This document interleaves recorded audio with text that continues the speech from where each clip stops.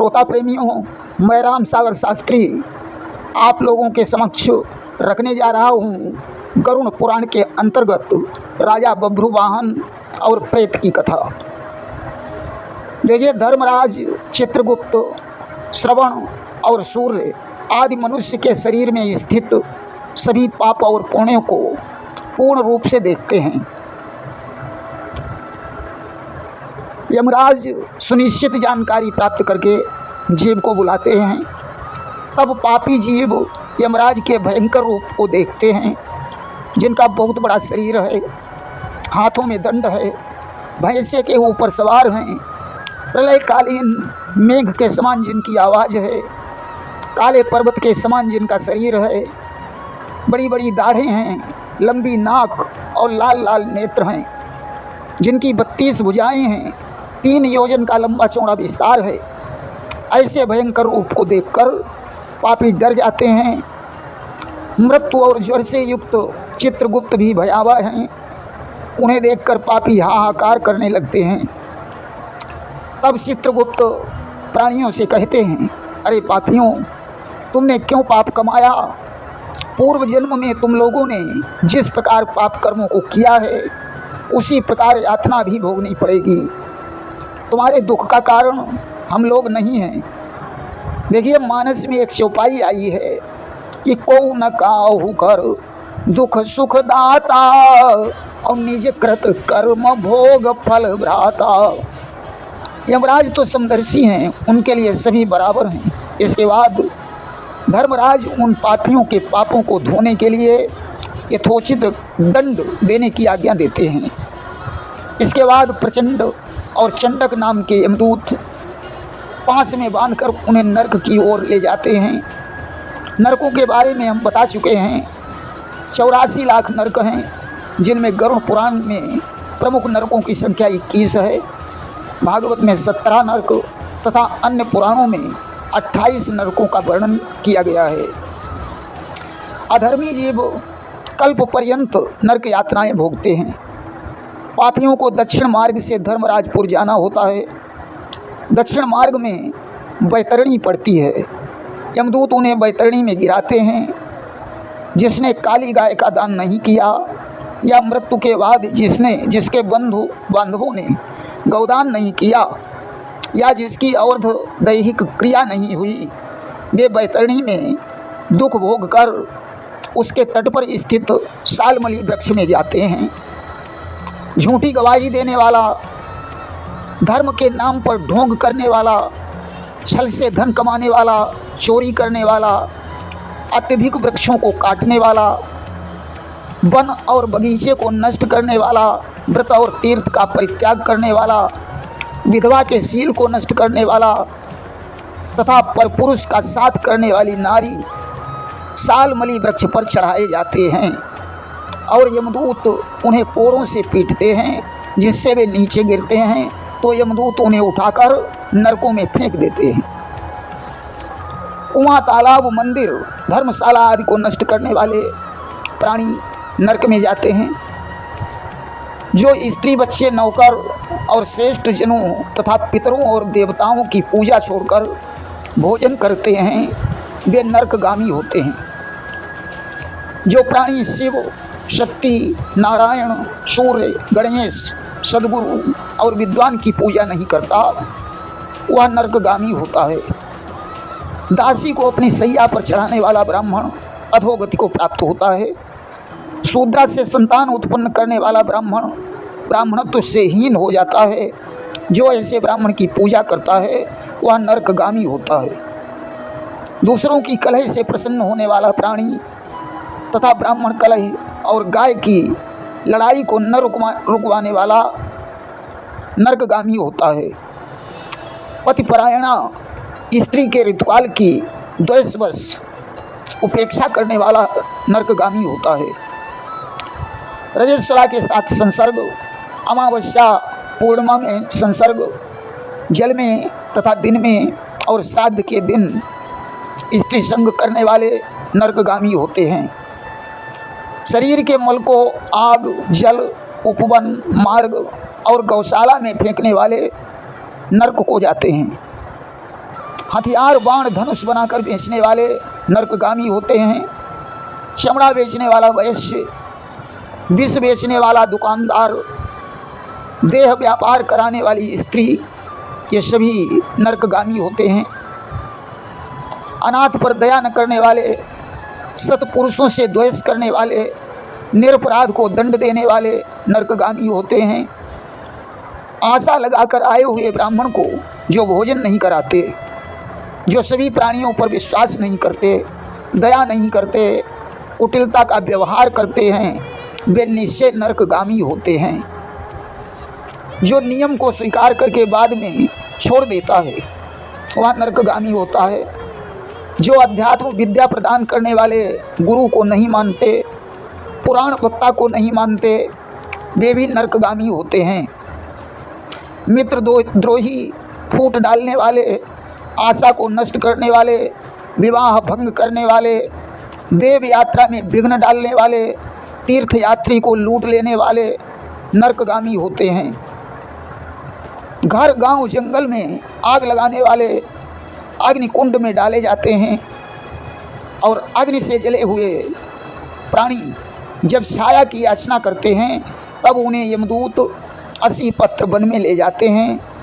अवसी पत्र वन जाकर नामा और ताके पत्र दुधारी सामा। 80 पत्र वन के पत्ते तलवार के समान पहने हैं, उसके पत्तों से उनका शरीर छिल जाता है। जब प्राणी पानी मांगता है तो यमदूत खौला हुआ तेल पिला देते हैं जिससे उनकी आंतें जल जाती हैं। इस प्रकार नरकों की यातनाएं सहकर, पाप का अक्षय फल भोग कर, यम की आज्ञा से पृथ्वी पर आकर जड़ चेतन स्थावर आदि योनियों में उसका जन्म होता है। कोई तो जन्म से ही अंधा पैदा होता है, कोई विकलांग होकर जन्म लेता है, तो कोई महारोगी होकर जन्म लेता है। ये सब पाप चिन्ह हैं। इनसे पता चलता है कि प्राणी ने पूर्व जन्म में कौन सा पाप किया था। देखिए, स्त्री और पुरुष के संयोग से रज और वीर के स्थिर हो जाने पर मनुष्य की उत्पत्ति होती है। स्त्रियों में 3 दिनों का ऋतुकाल माना गया है। इसके बीच में गर्भाधान से पाप आत्माओं के देह की उत्पत्ति होती है। रजस्वला स्त्री पहले दिन चांडालिनी, दूसरे दिन ब्रह्मघातिनी, तीसरे दिन धोबिन कहलाती है। नरक से आए हुए प्राणियों की यही 3 माताएं हैं। दैव की प्रेरणा से प्राणी पुरुष के वीर कण का आश्रय लेकर स्त्री के उदर में प्रविष्ट होता है। एक रात्रि में वह शुक्राणु कलल के रूप में बदल जाता है और 5वीं रात्रि में बुदबुदे के रूप में तथा 10 दिन में बेर के समान, उसके बाद मांसपेशियों से युक्त होकर अंडाकार हो जाता है। 1 मास में सिर, 2 मास में भुजाएं आदि शरीर के सभी अंग बनते हैं। तीसरे मास में नाखून, रोम, अस्थि, चर्म तथा लिंग बोधक छिद्र उत्पन्न होते हैं। चौथे मास में रस, रक्त, मांस, मैदा, अस्थि, मज्जा और शुक्र, ये 7 धातुएं उत्पन्न होती हैं। 5वें मास में उसे भूख प्यास लगती है। 6ठे मास में झिल्ली से लिपटा हुआ वह जीव माता की दाहिनी कोख में घूमता है और माता द्वारा खाए पिए अन्नादि से बढ़े हुए धातुओं वाला वह जंतु मलमूत्र रूपी गर्भाशय में सोता है। माता द्वारा खाए हुए कड़वे, तीखे, खट्टे, गर्म, नमकीन पदार्थ उसके अंग में वेदना पहुंचाते हैं। उसे सैकड़ों जन्मों के कर्मों का स्मरण आता है। वह भगवान से प्रार्थना करता है कि हे प्रभु, आपने मुझे कहाँ डाल दिया। 7वें महीने में उसे सभी जन्मों के कर्मों का ज्ञान हो जाता है।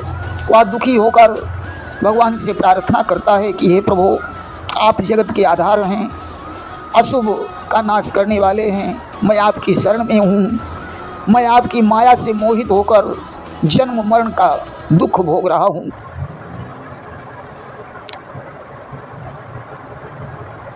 वह भगवान से कहता है कि प्रभु, यद्यपि माता के गर्भ में मुझे बहुत कष्ट है, परंतु फिर भी मैं बाहर नहीं निकलना चाहता हूँ, क्योंकि बाहर आने पर पाप कर्मों से मेरी पुनः दुर्गति हो जाएगी। 9-10 मास में उसका जन्म हो जाता है और उसका ज्ञान नष्ट हो जाता है, वह रोने लगता है। देखिए, जीव जब गर्भ से बाहर आता है तो वैष्णवी माया उस पुरुष को मोहित कर देती है कि भूमि गिरत भाढ़ावर पानी और जनु जीव ही माया लपटानी।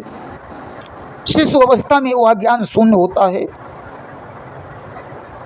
शैशवावस्था के दुख भोग कर पौगंड अवस्था में दुख भोगता है, युवावस्था में आसुरी संपत्ति को प्राप्त करता है।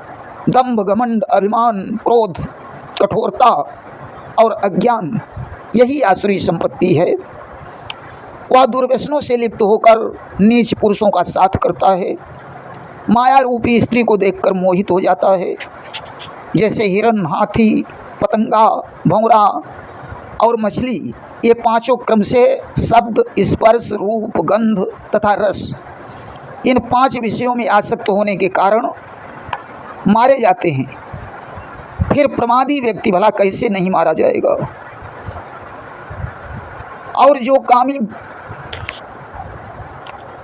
तथा इच्छित वस्तु न प्राप्त होने पर अज्ञानता के कारण क्रोध आता है, और शोक को प्राप्त व्यक्ति अभिमान और क्रोध के कारण कामी होने की वजह से दूसरे कामी से शत्रुता कर लेता है और दूसरे कामी के द्वारा मारा जाता है।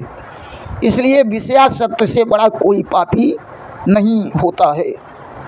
तमामों योनियों को पार करके मानव योनि प्राप्त होती है। और नर तन पाई विषय मन देई, अब पलट सुधाते विष सठ लेई। वृद्धावस्था तो परम दुखदायी है। व्याधियां उसे घेर लेती हैं और मरकर पुनः उसे नरक में जाना पड़ता है। पुत्रवान और धार्मिक मनुष्यों की वैसी दुर्गति नहीं होती जैसी पुत्रहीन मनुष्य की होती है। अतः पुत्र उत्पन्न करने के उपाय करना चाहिए। हरिवंश पुराण, सत्चंडी यज्ञ तथा शिव की आराधना करके विद्वान को पुत्र उत्पन्न करना चाहिए। पुम नामनो नरकादस्मात् पितरम त्रायते सुतः तस्मात् पुत्र इति प्रोक्तः स्वयमेव स्वयंभुवः। पुत्र पितरों की पुम नामक नरक से रक्षा करता है, अतः स्वयं भगवान ब्रह्मा ने उसे पुत्र नाम से संबोधित किया है। पुत्र का मुख देख करके मनुष्य पितृ से मुक्त हो जाता है। पौत्र का स्पर्श करके मनुष्य देव, ऋषि और पितृ तीनों ऋणों से मुक्त हो जाता है। ब्राह्म विवाह की विधि से ब्याही गई पत्नी से उत्पन्न औरस पुत्र ऊर्ध्व गति प्राप्त कराता है और संग्रहित पुत्र अधोगति की ओर ले जाता है। हीन जाति की स्त्री से उत्पन्न पुत्रों को त्याग देना चाहिए।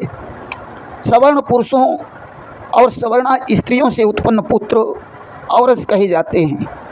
वे श्राद्ध प्रदान करके पितरों को स्वर्ग ले जाते हैं। दूसरे के द्वारा दिए गए श्राद्ध से भी प्रेत स्वर्ग को चला जाता है। इस पर एक इतिहास प्रसिद्ध है।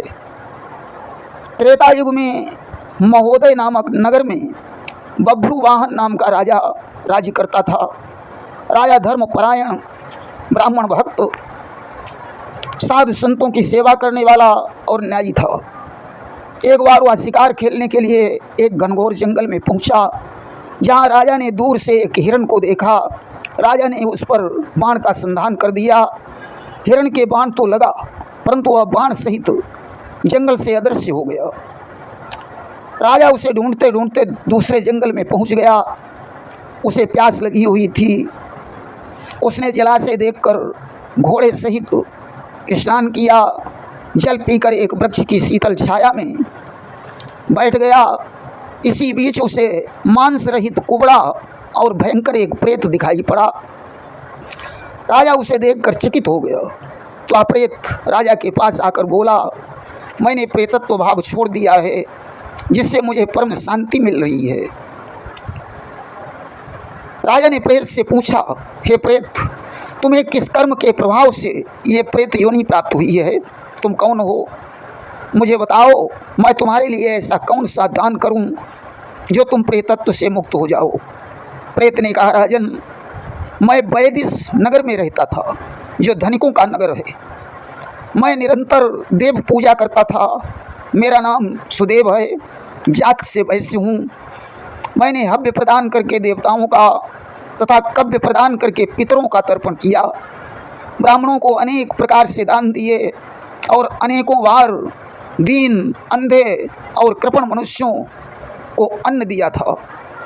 किंतु मेरा सारा सत्कर्म निष्फल हो गया, मेरा सुकृत नष्ट हो गया। मेरे यहाँ कोई संतान नहीं हुई, मेरा कोई बांधव मित्र नहीं है जो मेरी अर्ध दैहिक क्रिया करता। मृत्यु के बाद जिसे 16 मासिक श्राद्ध नहीं दिए जाते हैं, उसके सैकड़ों श्राद्ध करने पर भी प्रेतत्व दूर नहीं होता। इसलिए हे राजन, मेरा अर्ध दैहिक कृत्य करके उद्धार कीजिए, क्योंकि राजा सभी वर्णों का बंधु होता है। मैं आपको मणियों की माला प्रदान करता हूँ, मुझे प्रेत योनि से मुक्त कीजिए। यदि मेरे उद्देश्य से यथाविधि नारायण बलि की जाए, उसके बाद वेद मंत्रों द्वारा मेरी अर्ध दैहिक क्रिया की जाए, तो निश्चित मेरा प्रेतत्व नष्ट हो जाएगा। वेद के मंत्र, तपदान, दया, शास्त्र का श्रवण, सज्जन सत्संग, विष्णु की पूजा, ये सब प्रेत योनि के विनाशक हैं। इसलिए हे राजन, आप न्याय से अर्जित 32 मासा सोना लेकर नारायण की प्रतिमा बनवाएं, उसे पवित्र जल से स्नान कराकर वस्त्र और अलंकार धारण कराएं। प्रतिमा के पूर्व में श्रीधर, दक्षिण में मधुसूदन, पश्चिम में वामन, उत्तर में गदाधर, मध्य में ब्रह्मा तथा महादेव की स्थापना करके गंध, पुष्प, द्रव्य आदि से पृथक पृथक पूजन करें। इसके बाद प्रदक्षिणा करके तथा हवन करके देवताओं को तृप्त करके घी, दही, दूध से विश्व देवों को तृप्त करें। इसके बाद स्नान करके नारायण के आगे विनीत होकर मन में संकल्पित अर्ध दैहिक क्रिया का प्रारंभ करें। इसके बाद लोभ और क्रोध से रहित होकर शास्त्र विधि से सभी श्राद्धों को करें तथा व्रसोत्सर्ग करें।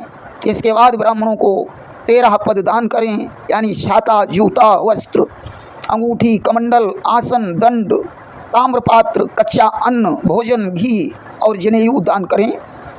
फिर सैया दान देकर प्रेत के लिए घट दान करें। प्रेत घट का दान दुर्गति नाशक है। ब्रह्मा, शिव, विष्णु सहित लोकपालों से युक्त तपाए हुए सोने के घट में दूध, घी आदि भरकर भक्तिपूर्वक प्रणाम करके ब्राह्मण को दान करें। पहले घट के मध्य में ब्रह्मा, विष्णु और शिव की स्थापना करें। घट के कंठ में लोकपालों का आवाहन करें। धूप, पुष्प, चंदन आदि से विधिवत पूजा करके दूध और घी के साथ ब्राह्मण को दान करें। राजा प्रेत से बातचीत कर ही रहे थे, तभी राजा की सेना आ गई। उसे आते देखकर प्रेत ने राजा को एक मणि प्रदान की और प्रार्थना करके अदृश्य हो गया। राजा अपने नगर को लौटा। उसने विधि विधान से अर्ध दैहिक क्रिया का अनुष्ठान किया, जिससे वह प्रेत मुक्त होकर स्वर्ग को चला गया। जब दूसरे के द्वारा दिए गए श्राद्ध से प्रेत की सद्गति हो गई, तो फिर पुत्र द्वारा दिए गए श्राद्ध से पिता की सद्गति क्यों नहीं हो सकती है। इस कथा को सुनने वाला पापाचारों से युक्त होकर भी प्रेतत्व को प्राप्त नहीं होता। प्रेम से बोलिए चक्र सुदर्शन धारी भगवान की जय।